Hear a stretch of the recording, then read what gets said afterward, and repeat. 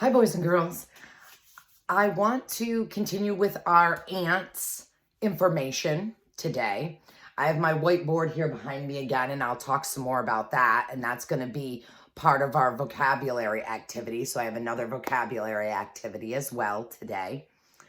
So I want to just talk a little bit about the T-chart that we did. And we talked about how ants and humans were the same. And boys and girls did a great job with that. I had all kinds of responses that were very good. That humans and ants work together to build things. Ants have a lot of the same jobs as humans, such as a nurse. Ants take care of their babies, and so do people. All kinds of things like that. So you did a wonderful, wonderful job with that. So that being said, I want to talk today a little bit about how ants are social insects, and that's going to come up to Thursday. Thursday, I'm going to talk a little bit more about other insects that are also social insects. So I want you to kind of keep that in the back of your mind. So today, what I'd like you to do is to go back to that T-chart, and you can create a different T-chart. It's fine. Or you can add to the one that you already created yesterday. But I want to show you that I did another one of my own, and I did ants and humans again. This time on my T-chart, I put the differences between ants and humans. And on my T-chart, I put that ants live together. So they all live together in the same anthill, right? The ones that live in that particular colony. Humans, however, live in their own homes most of the time. Yes, you live with mom and dad and your brothers and sisters, but for the most part, you have your own house, and then, your aunts and uncles and cousins, they have their own house, and grandma and grandpas have their own house. So we don't live together the same way ants live together. Ants live together in a much larger group. So that is one of the differences between humans and ants. So I want you to come up with 3 more differences and add those to the T-chart. So again, you can use mine and then add 3 more. So you're going to have 4 total on your T-chart for the differences between ants and humans. Okay? And then you can take a picture of that and send that to me just like you did yesterday's T-chart. I also have a vocabulary activity because I want to continue with our vocabulary.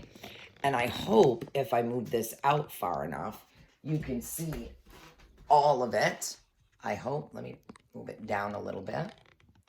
There we go.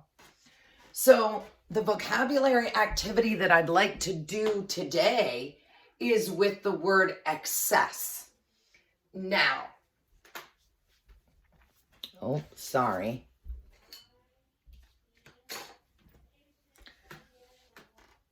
Excess, you might remember, is a large amount of something,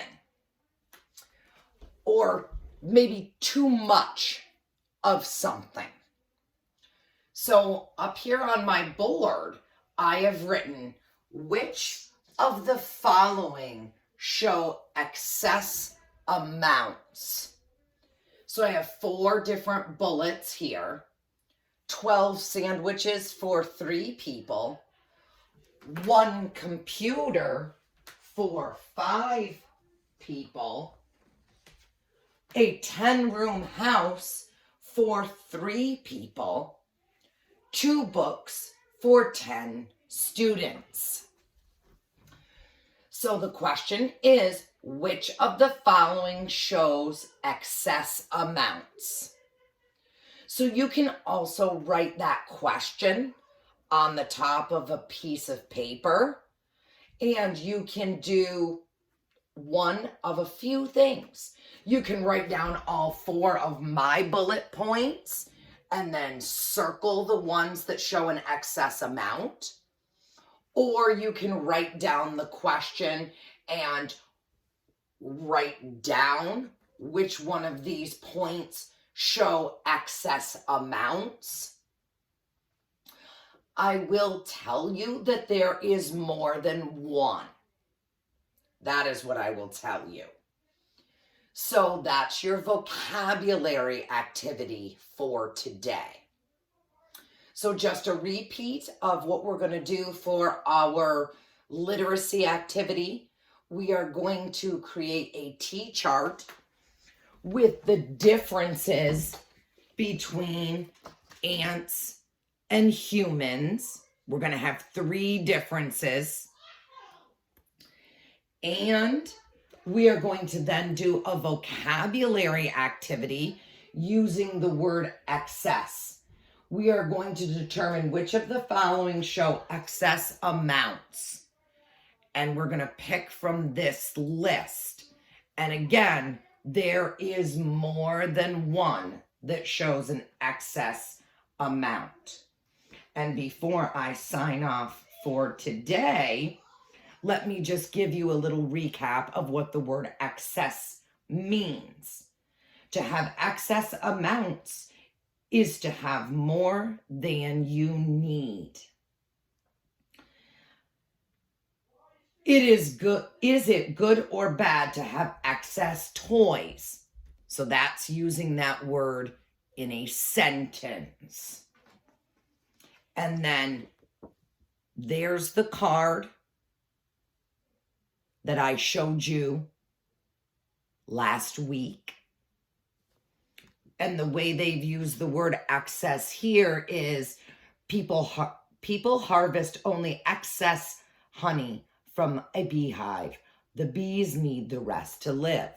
So that means there's extra honey there, more than the bees need. So those are our literacy activities for today. Thanks, boys and girls. Bye-bye.